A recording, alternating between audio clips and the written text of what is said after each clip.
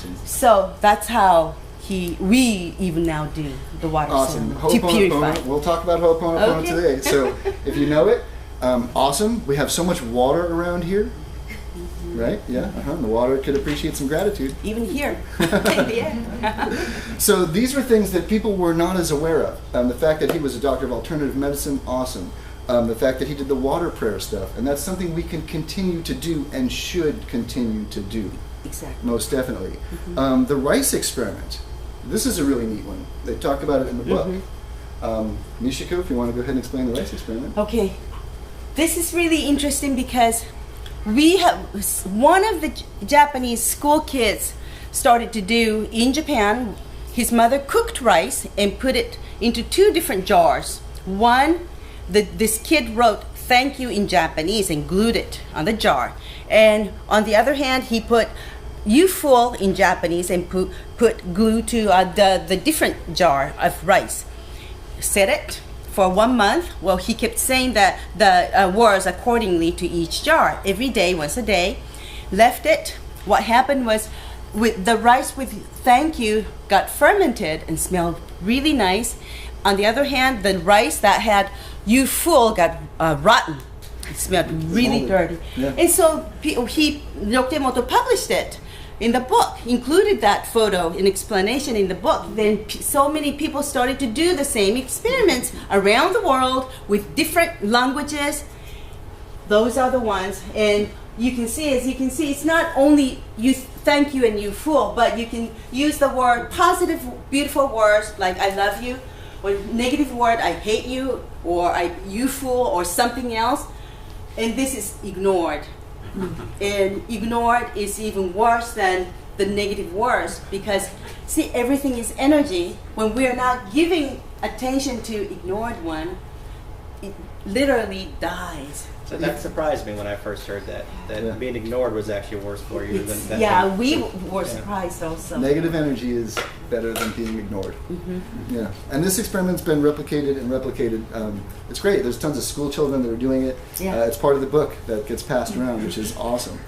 Cool. So that's a little bit about what Emoto had done up to this point. There's more that you're not aware of, but I want to let Josh talk for just a moment on the idea. We've seen now how Dr. Emoto showed how emotions can affect water.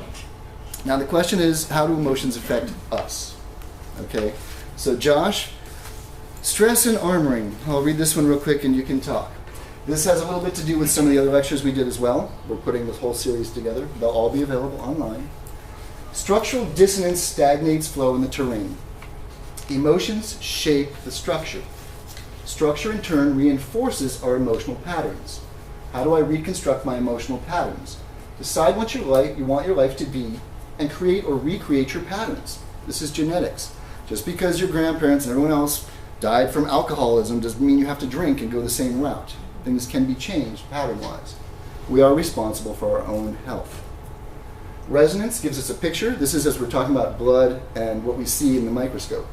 The blood resonates at one frequency, structure and organs at another. If there's harmonious resonance, nothing happens. The blood is boring. If the organ is damaged, however, the blood reacts and the dissonance is visible. Basically, everything vibrates at its own frequency. Something is out of sorts and vibrates at a different frequency. We are able to get a visual imprint of that pattern that matches anatomy books. We'll show you some of those pictures. If you haven't seen those pictures already, they're pretty amazing. So stress and armoring. Josh, tell us a little bit about emotions and stress and armoring and good old Dr. Hammer. Oh, yes. Okay, so Dr. Hammer did studies where he would actually see these ripples on brain scans. And he correlated them to actually certain diseases. So he called it conflict shock, where something traumatic happens to the person and it locks itself into the nervous system. And he was actually reading these little ripples on CAT scans. So we'll actually see similar things in the blood. So what conflict shock is, once again, something traumatic happens, it locks itself from the body. Now, if you don't physically open it up to release that emotion, it stays in there. So case in point, we had a couple different clients years ago with MS. And MS was an interesting one because every client we had with MS was the nicest person you'd ever meet. They'd smile on the outside and the body would break down. So one of the stories was a lady lived in a small town. The husband left her for a younger woman, flaunted it all over town, and she stayed there. And she was just in denial. She said that wasn't a big deal. It didn't bother her at all. So she would just sit there and smile. She saw us. She went all over the world, saw great practitioners. Nobody could break through because she wouldn't acknowledge the trauma that happened to her. So on the other hand, I had my friend whose fiance died as a result of injuries at his bachelor party. Yeah. 6 months later, she's got lesions on her brain. So as my father's talking to her about this, she gets it. You know, she understands that's what the trigger was. And now she skis 4 or 5 days a week.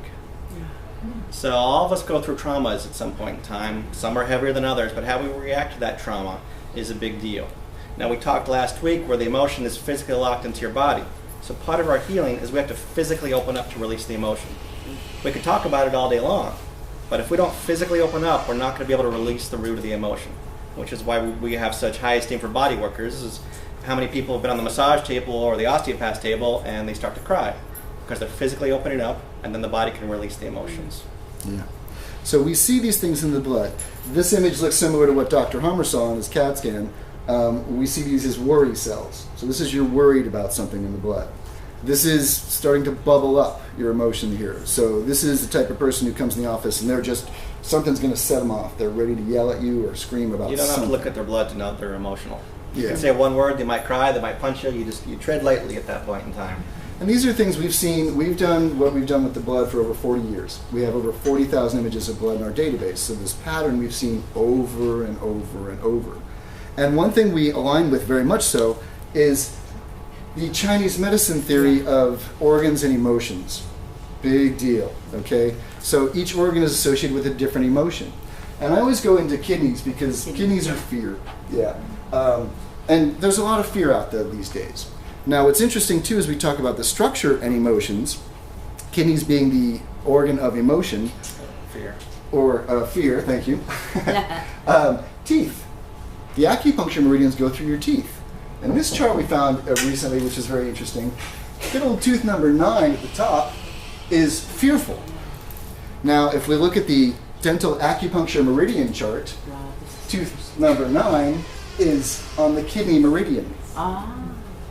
Okay, this is what we talked about a lot last week, and it's really interesting. If you're having a hard time processing some fear, there's a slight chance that there's a little misalignment in the body that's putting some pressure on the kidneys.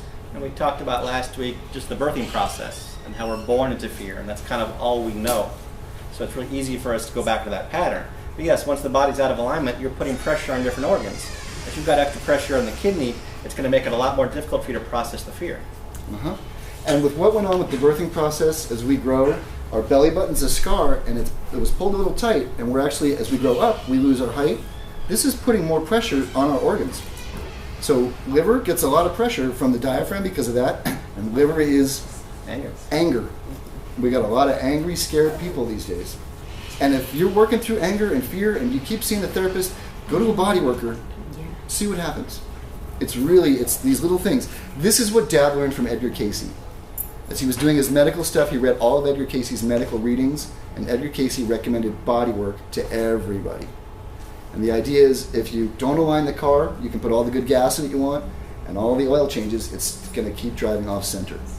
But the reality is, we were set off center from birth, and organs have pressure, and they help us deal with the emotions. Yeah, if everything's pulling down from birth, our lungs have difficulty expanding, so we have problems processing grief. You know, the diaphragm pulls down on the liver and the gallbladder, so we have problems processing anger and rage. The structure's off a little bit, kidneys are fear. So everything is actually balanced out by the structure. So if we balance the structure out, then we can process the emotions much easier. So we see a kidney in the blood, which matches the anatomy book pretty well. It's not typical that it's a kidney issue. It's typically a structural issue or an emotional issue.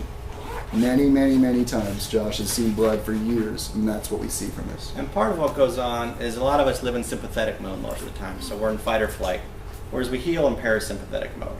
So an animal goes into fight or flight for a reason. So the predator is going after, let's say, the rabbit, and the rabbit slows down its respiration so the predator can't sense it. As the predator goes away, then the rabbit comes out of fight or flight. And the way they actually come out of it is they shake. And they shake it off, and then they go back to their normal parasympathetic mode. Yeah, ducks will quack it off. Ducks have arguments, basically, and then they quack it off, and they just go away, and everything's fine.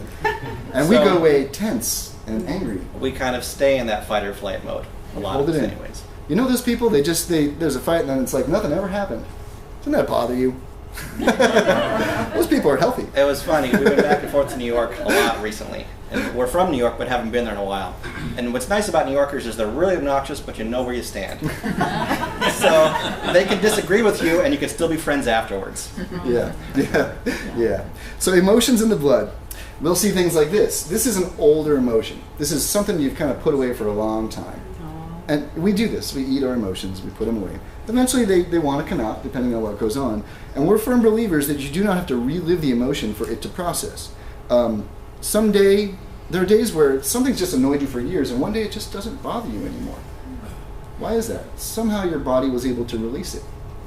And when they show up in the blood like this, it's an old, closed emotion, and the body's ready to deal with it. It's ready to release it at that point in time. Mm-hmm.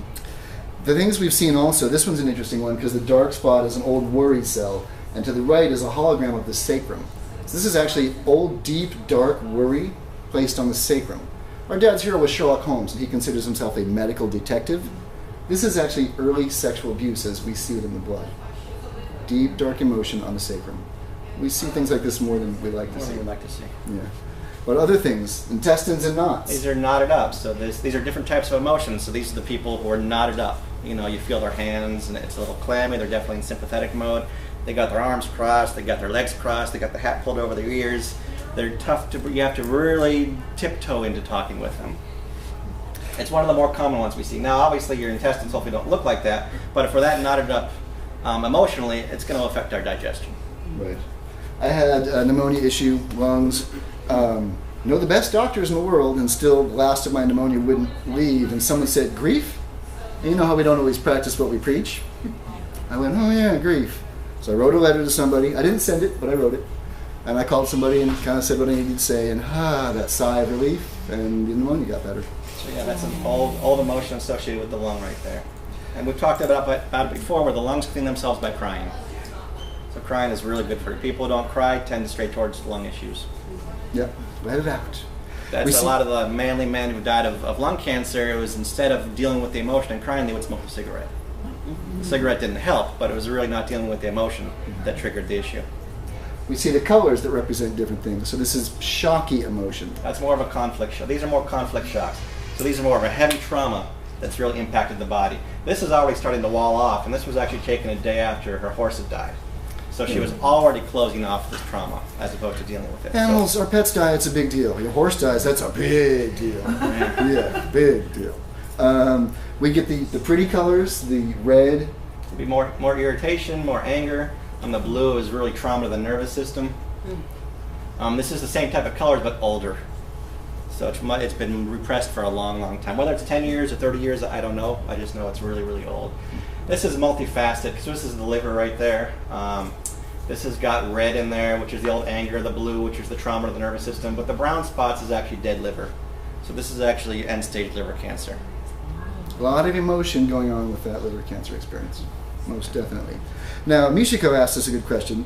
You wanted to know what happens, what do we see emotions as we work through them in the blood? And it was an interesting question, too, because if all is well, the blood is boring. That's what we want to see.